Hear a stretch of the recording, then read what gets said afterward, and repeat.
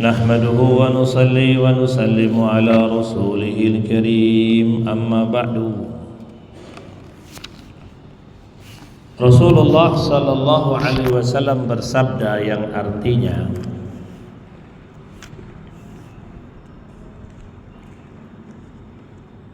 sesungguhnya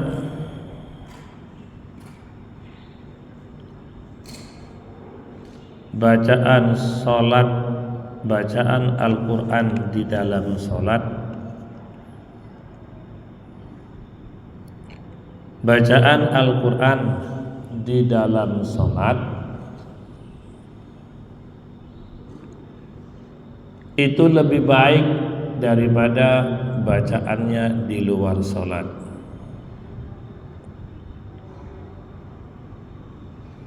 Itu lebih baik daripada bacaannya di luar sholat,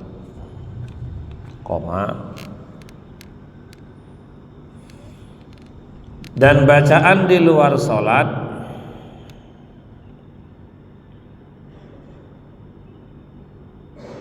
itu lebih utama daripada tasbih dan takbir.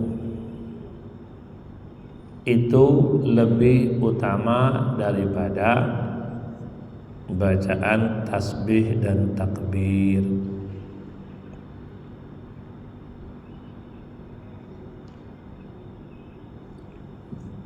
Lebih utama daripada bacaan tasbih dan takbir. Dan bacaan tasbih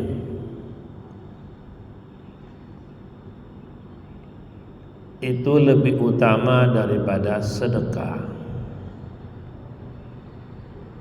Dan bacaan tasbih itu lebih utama daripada sedekah.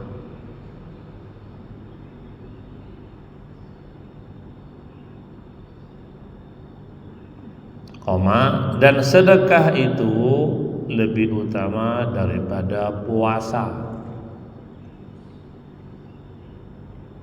Dan sedekah itu lebih utama daripada puasa.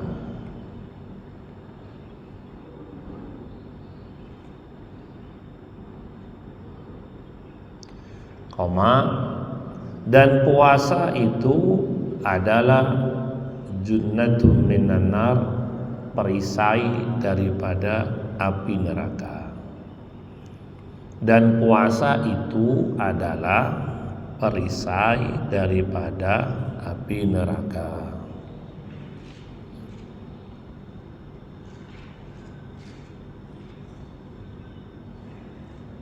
Titik.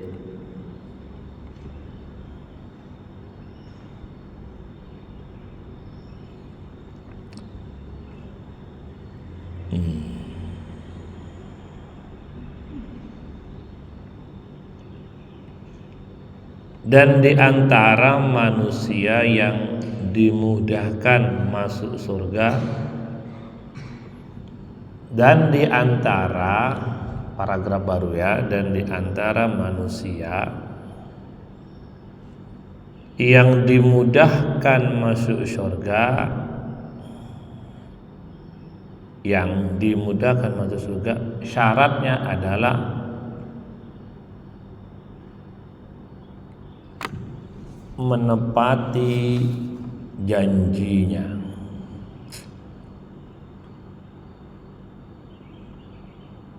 Menepati janjinya.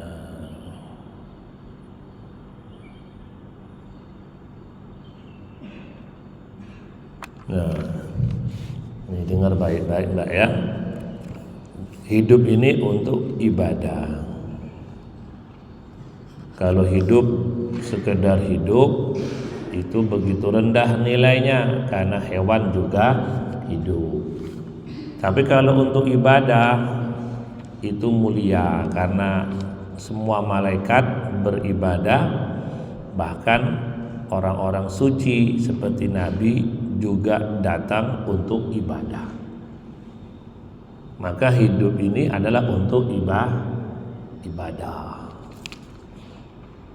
Gimana contohnya Mbak? Seperti seorang yang dengar, orang yang berdagang di kampung misalnya.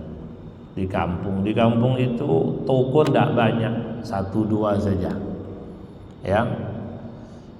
Lalu tiba-tiba ada orang yang ingin beli beras. Berasnya dia punya katakan 100 kilo. Lalu ada orang datang, dia ingin borong karena terasa harganya murah.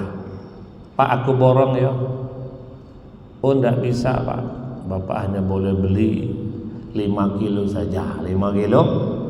Maka yang beli itu bingung, loh Bapak kan sedang dagang, kok nggak boleh diborong? Kata yang dagang, nanti kasihan orang-orang yang mau beli beras juga nggak ada, karena aku belinya nanti sebulan lagi. Dia bilang begitu. Loh kan Bapak cari untung berdagang. Kata, aku bukan cari untung, aku sedang beribadah. Aku sedang beribadah. Jangan sampai engkau kenyang tapi orang kelaparan. Padahal prinsip pedagang itu ya kalau dibeli seneng dah ya, apalagi diborong. Tapi dia sadar, aku tinggalnya di kampung, yang punya mobil saya katanya. Aku ini ke pasar besarnya bukan tiap hari, kadang seminggu sekali, kadang sebulan cuman sekali. Nah kalau beras diborong satu orang, karena dianggap lebih murah, dia ingin jual lagi di tempat yang lain, nanti dijual mahal. Nah kalau tetangga aku nak beli kayak mana? Ya kan? Dia tidak mau jual semuanya, dia ingin yang beli itu dikit-dikit tapi merata. Itu kata aku, jualan ini bukan ingin dapat duit murni, tapi juga niatnya untuk niatnya untuk beribadah. Ngerti Mbak ya? Bisa dibedakan antara orang dagang untuk duit, dagang untuk ibadah. Ya, jadi dibilang, Bapak kan pedagang, seneng dong diborong. Nah nanti yang lain kalau nak beli kayak mana? Tidak punya beras, tidak bisa makan lah. Maka dia mengalahkan ego dirinya, ingin dapat semuanya uang, ternyata dia juga ingin dapat ibadah, ingin dapat pahala. Maka dia tahan, Bapak hanya boleh beli 5 kilo saja, biar nanti yang lain nak beli juga kebahagiaan. Subhanallah. Indah kan hidup itu kalau ibadah kan? Yang selamat banyak, yang kenyang bisa banyak. Tapi kalau dia hidup hanya ingin cari duit toh, ya dapat duit, untungnya besar, tapi yang kelaparan banyak. Iya kan? Nah, 100 kilo, kalau satu keluarganya butuh 5 kilo, maka 100 kilo berarti ada 20 keluarga yang bahkan kelaparan. Kalau dia jual 5 kilo saja, ada 19 keluarga yang tidak kelaparan hari itu. Itu namanya orang dagang niatnya ibadah. Perhitungan, bukan hanya untung duit yang dicari, tapi juga pahala yang besar dengan cara berbagi kepada yang lainnya. Nah kalian juga begitu, kita datang ke pondok itu niatnya ya ibadah, ya kan? Ibadah itu terus bagaimana? Ya harus selesai. Orang niat sholat subuh 2 rakaat, 1 rakaat ngantuk, ya ditahan. Pas sholat terasa nak kentut, ya ditahan. Kalau dikeluarkan anginnya batal sholatnya, batal ibadahnya. Rugi tak kira-kira itu? Rugi, dia bisa ketinggalan. Bahkan kalau itu sudah mepet waktunya karena bangun kesiangan, 5 menit lagi waktu subuh habis, dia sembahyang, oh terasa nak buang air besar, ya ditahan. Nanti kalau dia lepas, dia batalkan, waktu sholatnya habis, ibadahnya hilang. Ibadahnya harus disempurnakan. Orang puasa lalu jam 12 lapar, ditahanlah. Jam 2 lapar, kenapa ditahan? Aku ingin menyelesaikan ibadah puasaku. Nah mondok itu juga ibadah Pak. Mondok itu ibadah, induknya ibadah. Maka diselesaikan, Qur'annya diselesaikan, ngaji kitabnya diselesaikan. Nanti yang kitab Qur'annya juga selesai. Yang sudah habis Qur'an juga melanjutkan ngaji kitabnya. Diselesaikan ibadah itu. Ya, kalau tidak selesai nanti batal. Ramadan jam 2 sudah makan, minum, batal tidak puasanya? Batal tidak? Walaupun dia terpaksa, ya batal. Terpaksa batal. Haus nian minum, ya batal. Laparnya dia makan, ya batal. Ya kan? Dan batal itu tidak baik. Tidak baik. Kayak kalau orang nikah terus batal, sedih tidak kalian? Sedih tidak? Kalau kalian nanti besok nikah tiba-tiba dibatalkan, sedih tidak? Hah? Sedih lah. Kata Pak KUA, aku tidak setuju menikahkan kalian. Nah, saudara, sedih kan? Nah, itu kalian sedih karena itu keinginan kalian dibatalkan. Kalian ingin beli baju di Shopee, sudah check out, Pak, tolong dibayarkan. Kata Bapak, batalkan benak. Oh, sedih tidak kalian? Sedih tidak? Kata Bapak, Pak, kata Bapak, nak batalkan Bapak tidak mau bayar. Sedih kalian tuh, kan? Karena itu keinginan kalian. Ibadah itu adalah maunya Allah Ta'ala. Kalau tadi baju itu kesukaan kalian, kalau ibadah itu kesukaan Allah. Tidaklah diciptakan jin dan manusia kecuali untuk ibadah. Kalau Allah suka kalian batalkan, yang nggak suka itu nanti Allah Ta'ala. Tapi kalau kalian selesaikan, ibarat tadi di Shopee beli baju, cekot, Bapak bayarin, seneng tidak kalian? Seneng, seneng. Bapak yang keluar duit, kalian yang seneng, Sama ketika ibadah itu kita sempurnakan, ngajinya kita selesaikan, ngaji kitabnya kita selesaikan, sholatnya kita selesaikan, seperti orang tua membayarkan belanjaan kalian. Kalau ngaji kita selesai, itu yang senang semuanya. Orang tua senang, kalian senang, apalagi Allah. Berarti ibadahnya selesai. Ada namanya ibadah mencari ilmu, ada ibadah mengamalkan ilmu, ada ibadah mendakwakan ilmu. Nah itu. Kalau ilmunya tidak sempurna, tidak akan sempurna dia mengamalkannya. Paham kira-kira itu? Dia hanya belajar ikhfa sama idgham saja misalnya. Ya, hukum tajwid itu banyak, di antaranya dibaca ikhfa, betul kira-kira itu?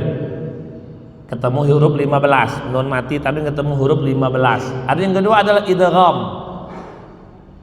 Dia nggak mau izhar, nggak mau iklab. Aku pokoknya pengen tahu cuma dua ikhfa sama idgham saja.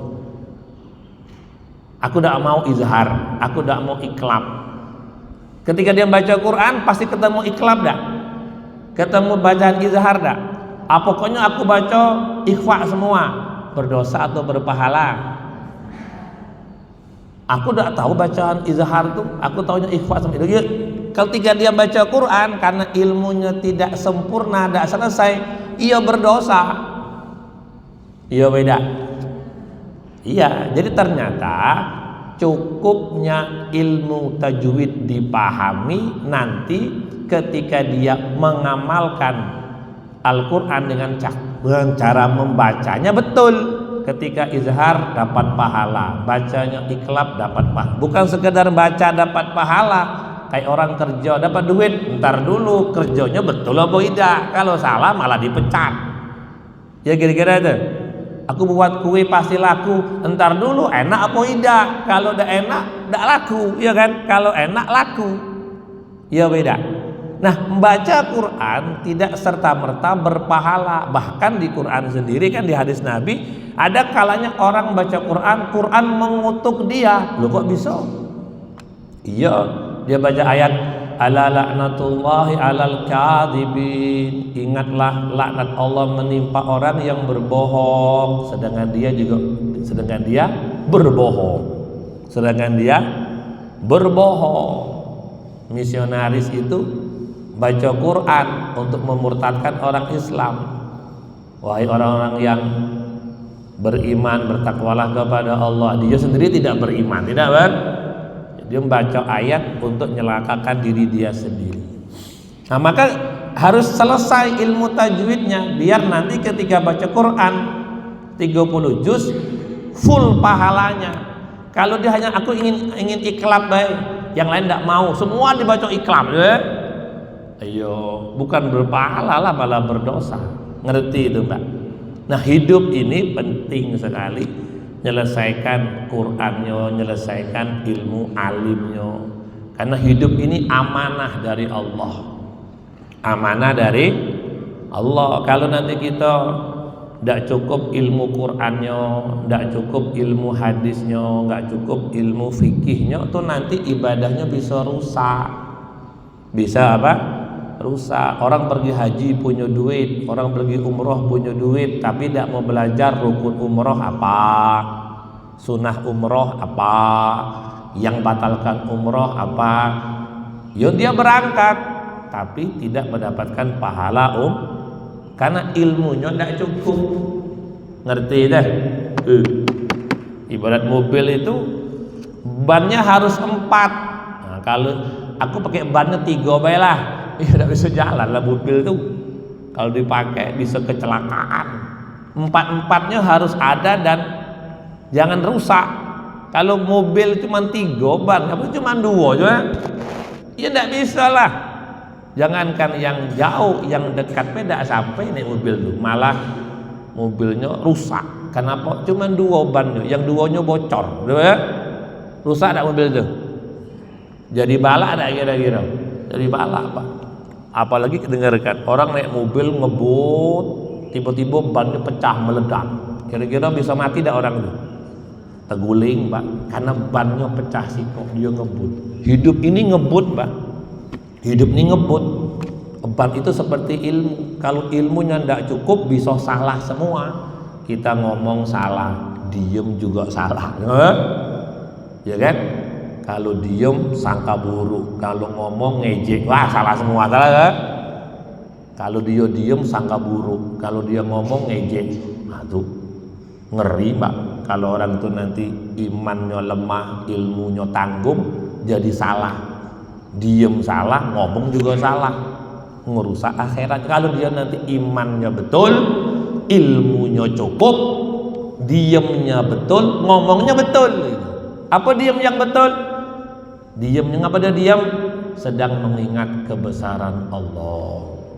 Ngapa dia diam? Sedang menghisap diri sendiri. Banyak sia-siakah hari ini atau banyak ibadah hari ini?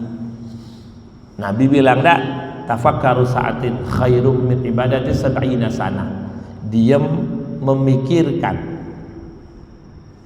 karya besarnya Allah. Diam dia.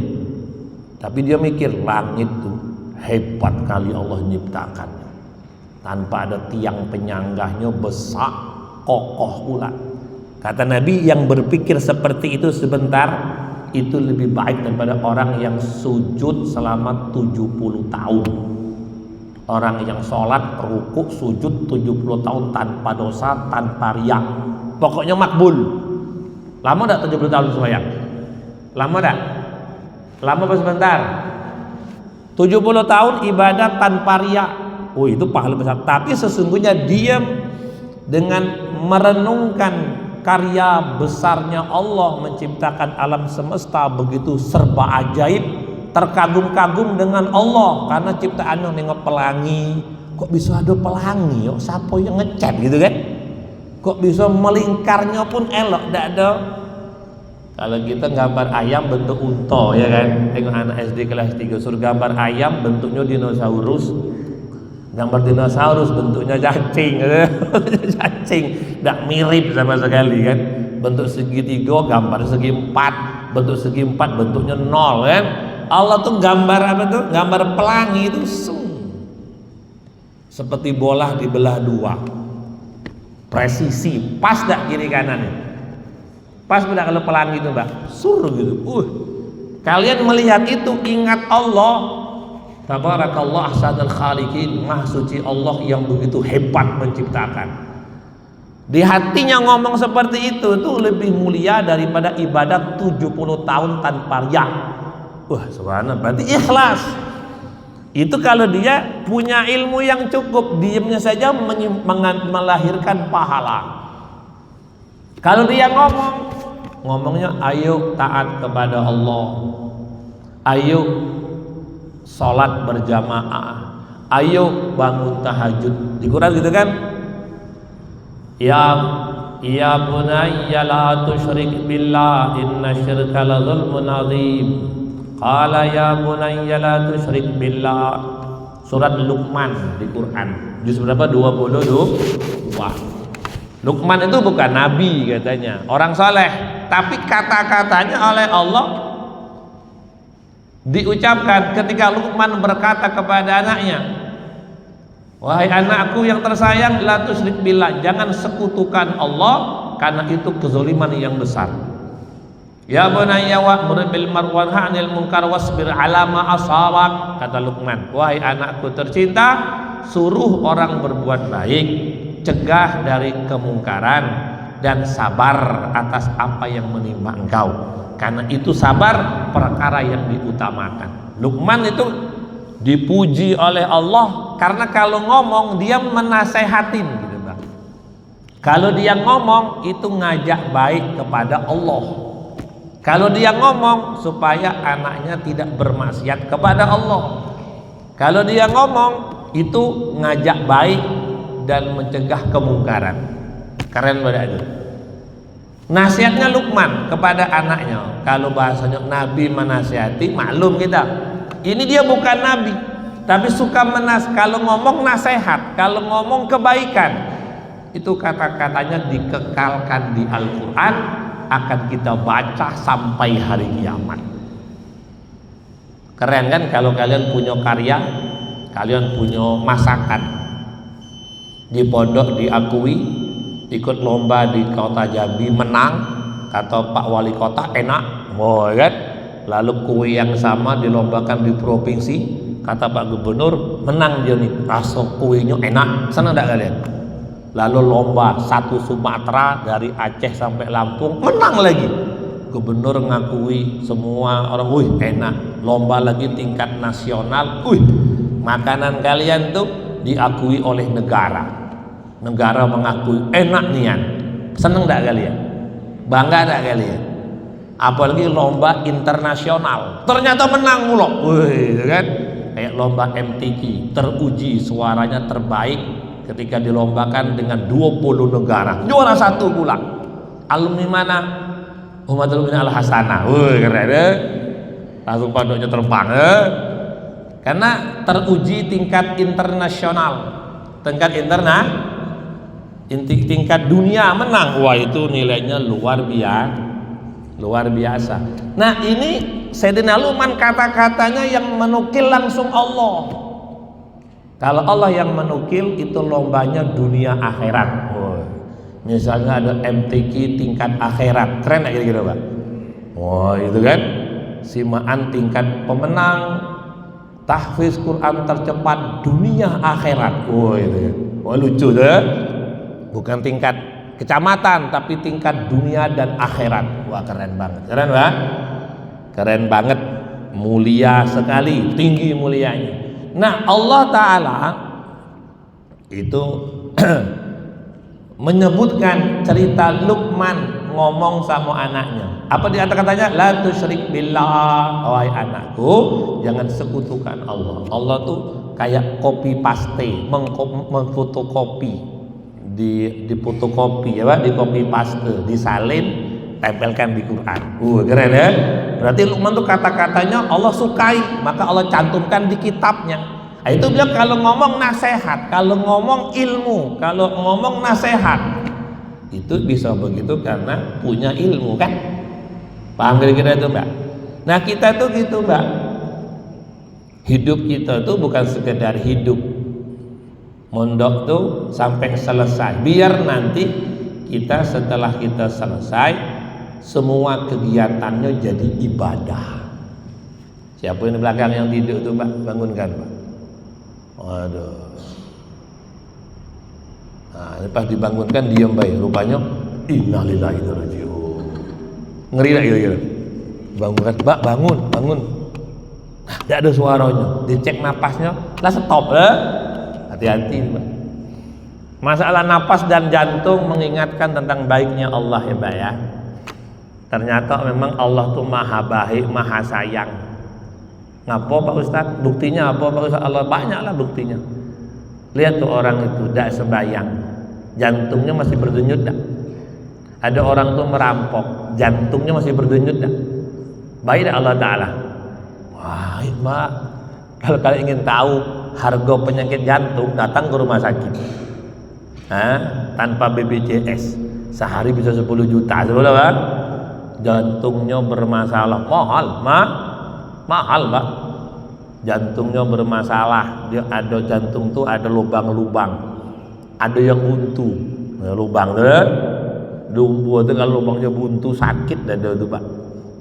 Mahal, berobatnya mahal, sembuhnya tidak pasti, kan? Berarti ketika Allah Ta'ala membiarkan jantung berdenyutlah terus, wah itu nikmat besar, seakan-akan satu hari minimal dapat 10 juta. Karena kalau berobat jantung bisa-bisa sehari 10 juta. Baiknya Allah tuh kepada hambanya yang kafir sekalipun, yang ingkar sekalipun, ternyata jantungnya masih berdenyut, darahnya masih mau ngalir, matanya masih bisa melihat keluarganya, tangannya nih walaupun untuk nabok ternyata masih bisa bergerak. Siapa yang baik itu Pak? Dan Allah tuh senang melihat kalian ketika semuanya sehat untuk ngaji, itu senang banget. Kalau di Quran tuh wasbir nafsaka, Allah suruh wahai Muhammad duduk dengan orang yang ngaji. Oh, Allahu Akbar. Allah ya, di hadis sahabat itu turun ayat wasbir nafsaka ma'al ladzina yad'una rabbahum bil ghadati wal 'ashyi. Allah suruh perintah Muhammad sabar ya, duduk dengan orang yang berzikir kepada Allah. Rasulullah keliling, di mana orang tuh ya? Ketemu satu kelompok manusia, rambutnya kocar-kacir, tidak sampuan, kulitnya keras, kasar, berarti orang miskin, kerja keras. Yang ketiga, cuman punya baju sehelai. Mereka duduk rame-rame, Nabi di situ. Kata Nabi, ngapain kalian di sini? Sedang berzikir kepada Allah. Mondok itu ya berzikir, berzikir, taat itu berzikir kan? Sedang menyebut nama Allah yang sudah ngasih kami nikmat Islam, nikmat hidayah. Nabi dengar, tidak ada tujuan lain, tidak ada. Nabi duduk dengan mereka. Kata Nabi, aku bersyukur kepada Allah. Di antara umatku ada orang-orang yang berzikir dan aku disuruh duduk dengan mereka. Quran itu zikir enggak? Quran itu zikir apa tidak? Itu zikir tertinggi. Quran itu induknya zikir, embahnya zikir, komandannya zikir, panglimanya zikir, presidennya zikir, rajanya zikir. Dan itu kegiatan kita hari-hari, pagi, siang, sore, malam itu. Pagi itu lagi, malam itu lagi. Subhanallah, subhanallah.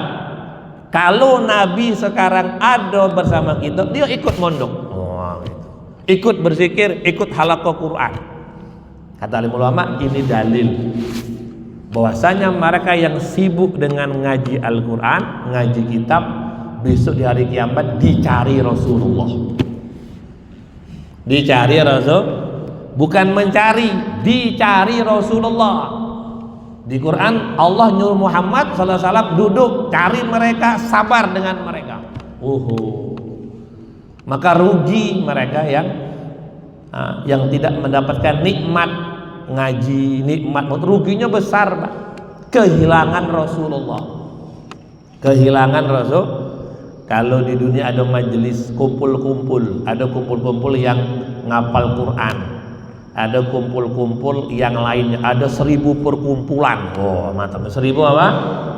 Ada perkumpulan bisnis tentang sawit, perkumpulan tentang proyek, ya kan? Jalan tol dari bumi ke langit, keren ya kira-kira tuh. Perkumpulan tentang bahas perikanan, ada persapian, benar? Gimana sapi begini. Ada katakan 100 perkumpulan. Dan yang terakhir yang paling dikit misalnya ada perkumpulan sedang membaca Al-Quran. Dari 100 perkumpulan itu Nabi milih duduk dengan mereka yang membaca Al-Quran. Ngerti? Dunia ini kan banyak perkumpulan kan, banyak kegiatan, banyak. ada yang ngolah tanah, ada yang ngolah angin, ada ngolah gunung, ada ngolah pohon, ada enggak gitu? Spesialis tanah. Ada kalau dokter itu ada spesialis jantung, ada spesialis kerongkongan, spesialis kulit, spesialis mata. Ya enggak gitu tuh? Apa lagi, Mbak?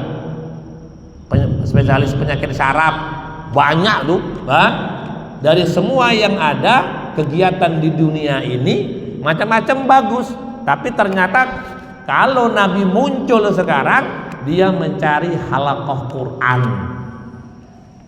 Dia duduk Nabi dengan orang yang berzikir kepada Allah dengan cara membaca kata ulama ini dalil cukup untuk kita habiskan umur demi Al-Quran, karena bersama Nabi itu keselamatan, paham?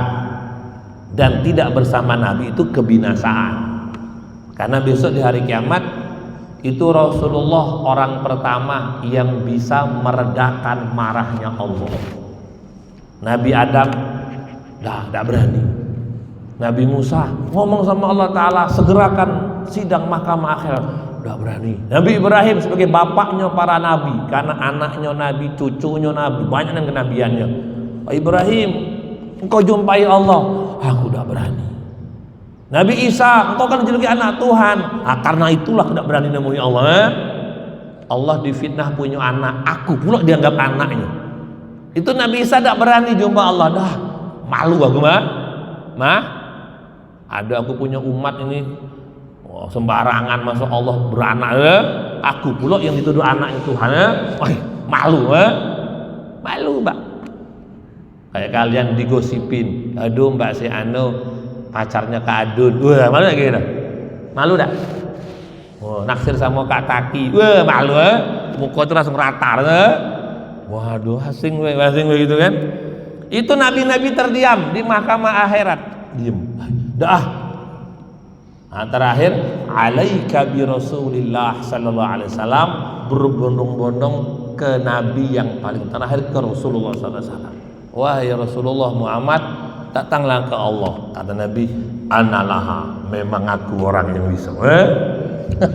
Nabi mengatakan, lastulaha. Wah, aku tidak bisa, malu aku tidak layak jumpa Allah tuh dah, ya kan? Tapi Rasulullah analaha, ngajak ke Allah, ayo gitu kan. Maka Nabi datang kepada Allah, memuji Allah, lalu dia bersujud memuji Allah. Kata Allah, irfa' ra'saka sal tuqa. Kata Allah, wahai Muhammad, sudah bangun dari sujud, mintalah apa yang kau mau. Kata Nabi, akhriju minan nari min ummati, ya Allah tolong keluarkan dari neraka setiap umatku yang pernah mengucap la ilaha illallah walaupun cuma sekali seumur hidup. Kata Allah, iya wahai malaikat Malik, kuras isi neraka daripada orang-orang yang pernah nyebut aku sekali saja, ingat kepadaku sekali saja, keluarkan, pindahkan dia ke surga yang surganya besarnya 10 kali besar dunia ini beserta isinya. Itu Nabi ya sallallahu alaihi wasallam setelah memuji Allah, Allah kasih itu kejadian di akhirat. Baru ketika Allah sudah redah marahnya, nabi-nabi datang. Ya Allah, tolong umatku, nabi-nabi datang. Ngerti itu? Baru Nabi Musa menggunakan syafaatnya menyelamatkan umatnya, Nabi Isa menggunakan syafaatnya, baru nabi-nabi pada ngomong dengan Allah Ta'ala. Kenapa? Marahnya Allah lah habislah. Yang bisa meredakan itu Nabi. Maka bersama Nabi itu kemuliaan besar. Gimana caranya? Di dunia yang sementara ini jadilah ahli Quran, ahli ilmu. Itu Allah loh Mbak, yang bisa nyuruh Nabi itu kan Allah, ya kan? Yang bisa nyuruh Nabi itu Allah, ya. Tidak mungkin kita nyuruh Nabi, Mbak. Wasbir nafsaka ma'al ladzina yad'una rabbahum bil ghadati wal 'ashi yuriduna wajhallah. Rasulullah Allah suruh duduk dengan orang yang ingat kepada Allah, dan mereka mondoknya, mereka ngajinya, mereka zikirnya hanya ikhlas mencari ridhonya Allah. Kalau Nabi sekarang muncul, duduk dengan kalian ketika kalian membaca Al-Quran, berzikir kepada Allah. Pahami nikmat itu Mbak ya, jangan sampai hilang. Memang tahunya sehat ketika sakit, tahunya senang ketika susah. Memang orang yang tahu arti hidup kalau sudah mati, ya sudah tahu harga duit 1000 itu berapa. Kalau pas tidak punya duit, baru duit 1000 itu harganya kayak emas sekilo, mana? Iya gitu Mbak. Tapi kalau kita itu lagi punya duit, yo poya-poya, basing-basing, naruh sembarangan. Tiba-tiba lah tidak punya duit seminggu, dapat duit 1000, itu kan dapat emas 1 kilo. Wih, senangnya minta ampun. Memang kadang-kadang begitu, terasa nikmat ketika hilang. Baru, nah kita sudah dikasih tahu, percayalah, yakinlah bahwa ilmu agama itu akan memuliakan kita, meninggikan derajat, membuat kita mulia dunia, lebih-lebih di akhirat. Jangan ngikuti nafsu, maka selesaikan ilmunya, nanti bisa selesai amalnya. Kalau tidak, nanti amalnya tidak bakal sempurna. Malah yang dosa adalah, yang sempurna itu dosa dan kesalahannya. Ngerti kira-kira Mbak? Jangan dibatasin. Jadi orang baik jangan dibatasi. Aku jadi baik setahun baiklah, tidak boleh lah. Tidak Bang? Aku ingin jadi baik 2 tahun beda bisa. Jadi baik jangan dibatasin. Begitu juga belajar ilmu, belajar Quran jangan dibatasi. Dibatasi itu celah setan menggagalkan kita. Aku di pondok 2 tahun baiklah, pakai 2 tahun baiklah. Setan, aku tawar jadi setahun. Tapi kalau kita mau, aku ingin mondok sampai Said Ahmad Khan, ulama besar dari India yang tinggal di Mekah, dia ingin dapat titel santri sampai mati. Dia punya KTP, ditanya apa pekerjaannya? Santri. Padahal kiai besar, punya paspor, bisa pergi ke negara-negara. Dia punya karomah, dari kantong ini Mbak bisa keluar uang apa saja. Kalau sampai Malaysia, keluarnya uang Malaysia. Kalau sampai Amerika, yang keluar uang dari Amerika. Kantong itu kayak bank, ya Bang? Kayak apa? Kalau sampai ke Indonesia, keluar uang rupiah. Keren enggak Mbak? Keren Pak tidak? Keren. Kalau gitu kan dari kantong itu tidak keluar uang apapun, ya kan? Uangnya di buku tabungan, ya. Nyari 5.000 B payahnya, nyari 10.000 B harus tengok kantong kanan, kantong kiri, kantong atas, kantong bawah, ujung-ujungnya kantong kawan, ada? Kantong kawan dia periksa. La ilaha illallah, la ilaha. Beliau punya paspor itu KTP dunia. Kalau ingin ke suatu negara harus punya paspor. Di paspornya itu apa pekerjaannya? Student, santri, pelajar. Itulah syekh besar Pak. Bahwa beliau tidak ingin membatasi mencari ilmu agama. Rugi katanya.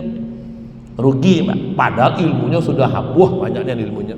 Apal Quran per ayat, per halaman. Apal hadis juga begitu, per halaman, nama kitab, halaman sekian, pojok atas atau bawah, luar. Tapi tetap nggak mau dipanggil guru, nggak mau dipanggil. Nah status santri itu begitu, dia nggak membatasi ilmu, pokoknya selagi ada ilmu gue cari.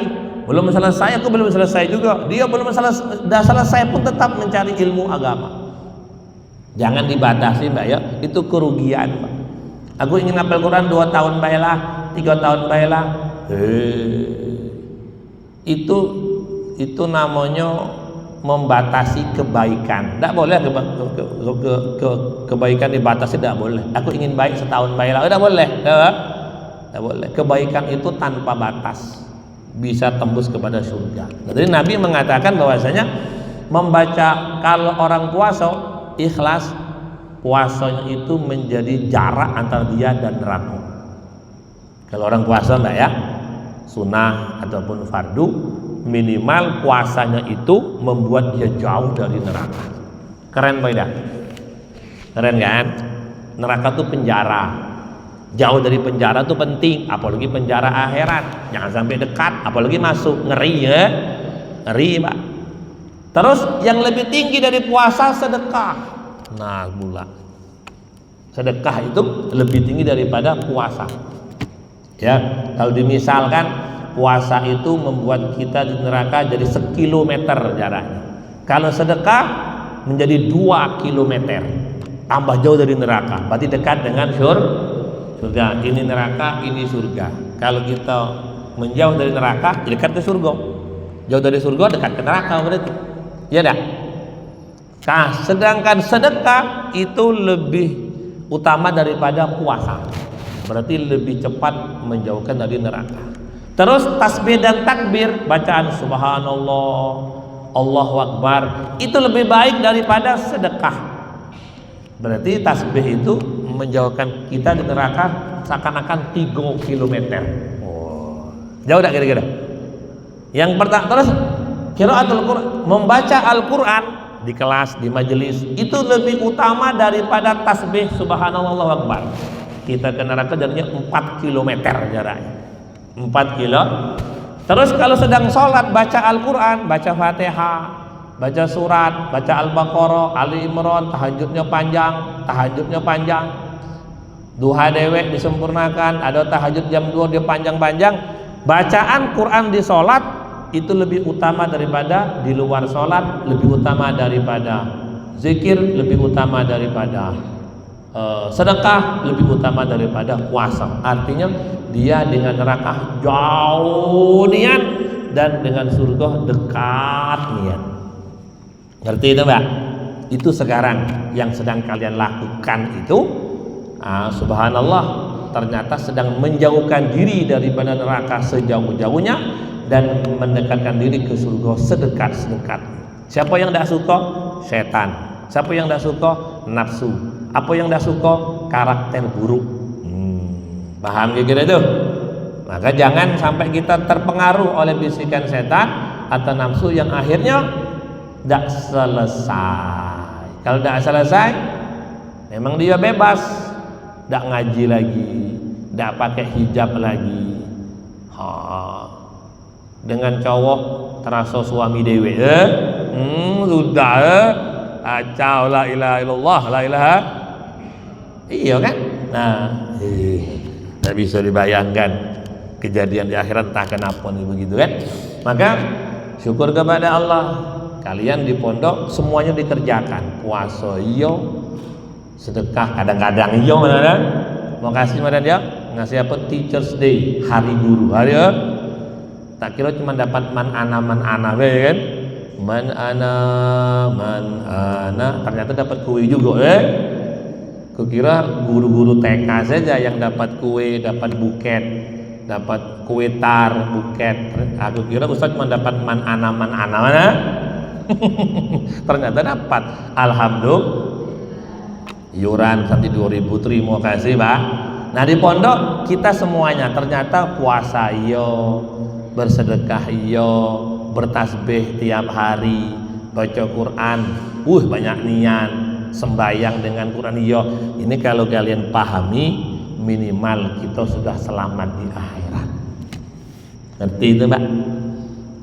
Dan itulah keuntungan yang besar. Ustaz tuh pengen kayak gini nih sampai mati, sampai mati. Jangan sampai dicabut oleh Allah nikmat ngaji, nikmat ngajarnya, ngeri. Pengen kayak gitu. Boleh kan pengen kan? Boleh kan pengen kan? Pengen Allah Ta'ala terus menggunakan saya, menggunakan kita untuk sibuk dalam hal tadi itu. Sibuk dalam Quran, membaca, memahami, mengamalkan. Sibuk dalam tasbih, membacanya, ngajak orang membacanya. Sibuk dalam sedekah, ngajak juga orang sedekah, lomba-lomba sedekah.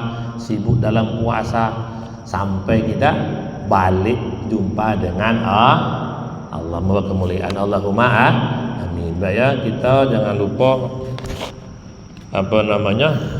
penjungan hari apa? Sabtu ya? Hari Minggu ujian ya. Tuh, hari Sabtu penjungan, hari Minggu ujian paket B apa paket C-nya itu? Ujian SMP SMA-nya. Nah, itu jangan sampai kalian terlena. Kita ingin Rabbana atina fid dunya hasanah wa fil akhirati hasanah. Kita ingin menang dunianya juga menang akhiratnya. Ingin bagus dunianya juga ingin bagus akhiratnya. Tuh putri ujiannya hari Ahad tuh. wajib hadir, wajib ikut. Sekarang sudah zaman presiden baru, tidak sama dengan yang lama, paham? Nah, nanti kalau kita tidak hadir, tidak ikut ujian, bisa tidak lulus, maka sungguh-sungguh, alhamdulillah, walaupun kalian sibuk dengan Al-Quran, ujian formalnya, kelas formalnya tidak terganggu sama sekali, tapi tidak boleh dipermainkan, paham tuh? Aku nak ngaji baiklah nanti dapat ijazah baik. Oh, tidak bisa lah mbak, ikuti prosesnya lah, paham kira-kira itu? Dihargai. Nah, semua nikmat Allah, nikmat dunia dihargai, nikmat agama juga dihargai, jangan dikufuri. Nah, maka jaga kesehatan, jangan sampai pas ujian sakit. Kalau ujian paket itu tidak ada ujian susulan, tidak ada ujian susulan. Siapa yang nak nyusulin ini kan? Nah, maka sungguh-sungguh nanti ujian tuh isi yang baik, tulisan yang baik, berdoa dulu, jangan sampai nanti kalian sampai hadir, tidak ikut ujian dengan alasan 1000 alasan. Banyak kan? Sakit giginya sakit, alis matonya sakit, bulu hidungnya sakit, ujung kelingkingnya sakit, apalagi mbak? Rambutnya sikok, ngapa tidak ngaji? Rambut aku lepas sikok loh. Apa cerita? Ngapa tidak ngaji, tidak ikut ujian? Sakit kaki, ngapa? Nendang rumput sehelai. Memang kalau alasan tuh banyak, 1000 alasan gampang, tapi ingat ada konsekuensinya. Nanti gurunya juga, ada mbak tidak lulus nanti nih, SMP kelas 2 nya tidak lulus. Oh janganlah, loh kayak mana? Ikut ujian tidak lulus juga? Ikut ujian tidak kok lulus kayak mana? Kan tidak baik jadinya kan, yang rugi siapa? Maka kesehatan dijaga sehingga dapat nilai dua-duanya. Insyaallah gitu mbak ya. Doakan kawan-kawan yang sedang sakit, yang orang tuanya sakit, mudah-mudahan cepat dikasih sembuh oleh Allah Ta'ala. Amin ya rabbal. Doa amin ya Allah.